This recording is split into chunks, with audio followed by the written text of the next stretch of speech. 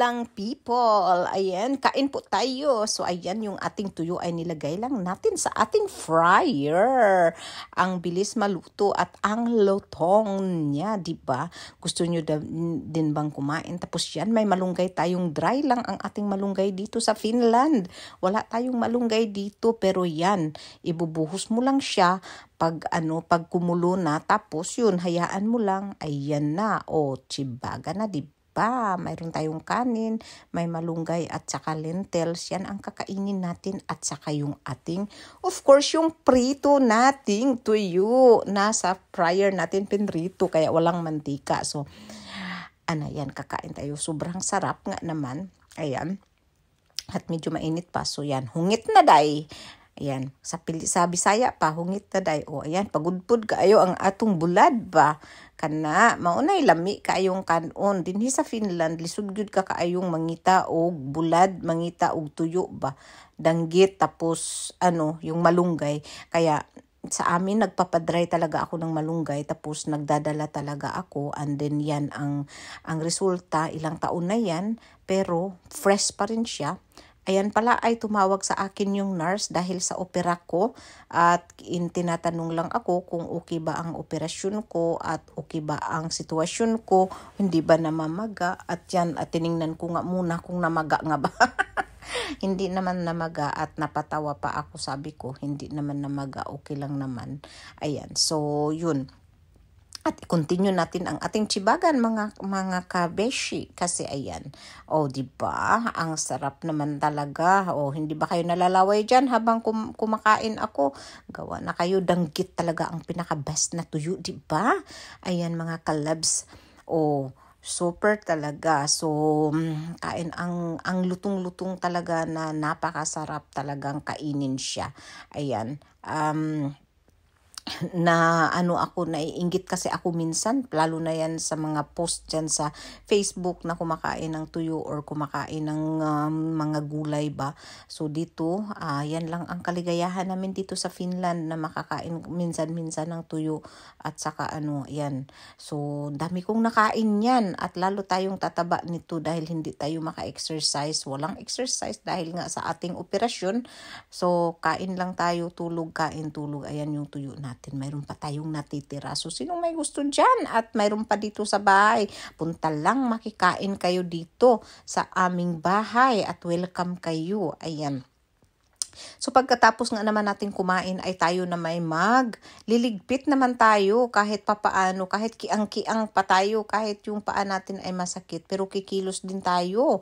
Kasi walang ibang kikilos pag nandito ka sa malayong lugar. Ikaw lang talaga. Wala kang katulong. Bukod lang kung mayaman ka, ayan, may katulong ka. So, medyo masakit pa talaga yung paa ko, pero yung inaapa ko naman ay yung kanan lang naman ang inaapa ko dyan. So, ayan, ililigpit na natin yung ating rice cooker para namang medyo yung natin, yung ating kusina. Di ba? So, yun nga ang ginagawa ko, dahan-dahan lang, at magliligpit tayo kasi parang pagdating ng ating asawa galing sa trabaho ay siya'y malinis na, at hindi naman sabihin ng ating asawa na wala man lang tayong ginawa, pero sa totoo lang, sabi talaga ng asawa ko ay wag daw akong magkilos-kilos at kailangan daw akong mamahinga. Siya na daw bahala maghugas, pero sa kasanayan naman nating mga Pilipina, di ba, mga kalabs, ay hindi naman natin pinahayaan lang ang asawa natin na maglinis, magligpit at ligpit ng ating kainan. Sanay naman talaga tayo. So, ayan, nililigpit ko lang yung mga naaanuhan ko kahit nagkiang-kiang na tayo dyan. Pero, nag-aano pa din akong gawin yung gawaing bahay kasi yun naman talaga ang nakasanayan natin. At saka mahirap din na nakahilata lang tayo palagi. Ayan, so darating nga pala si David maya-maya kunti, pero pagkatapos nito'y ako'y matutulog pagkatapos nitong pagrarampa-rampa ko dito sa aming kusina kasi masakit talaga yung paa ko. Sa nakikita nyo yung nagkiang-kiang na ako dyan. Ayan, so pero pala ay nakalimutan ko, kailangan pala tayong magpunta sa ating laundry room. At mayroon pala tayong isa sampay. Naglalaba para ako ng mga damit.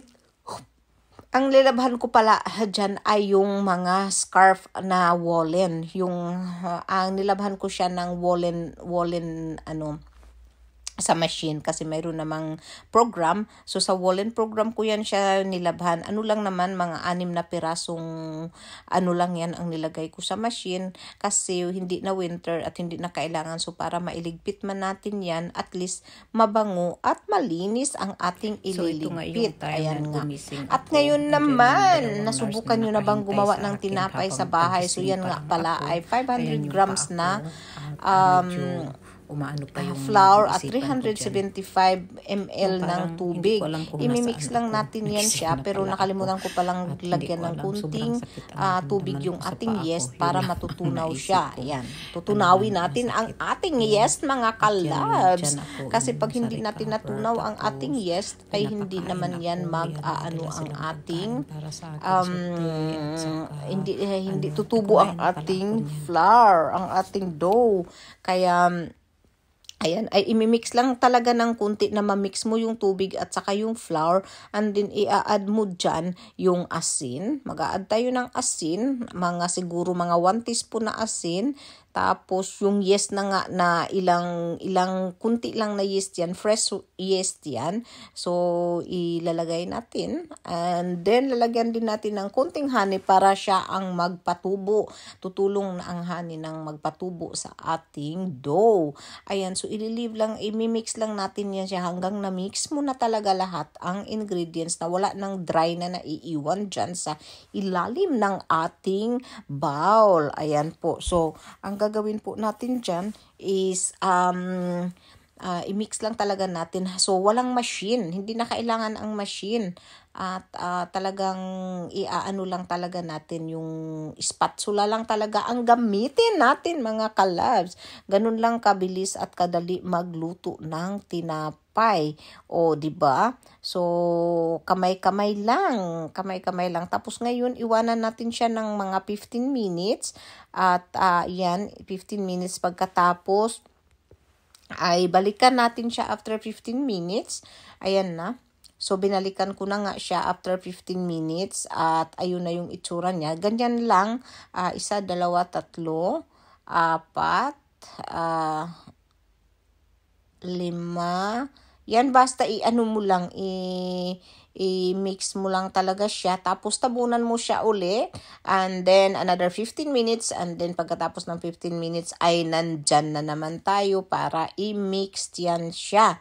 Ngayon, dapat iwanan mo siya ng 16 hours. Pero ako, alam ko hindi ko iniwanan ng 16 hours yan. At yun na ang resulta. Ayan, diba? Kay ganda ng ating tinapay. Salamat sa pag-watch. I love you all. God bless! The next day.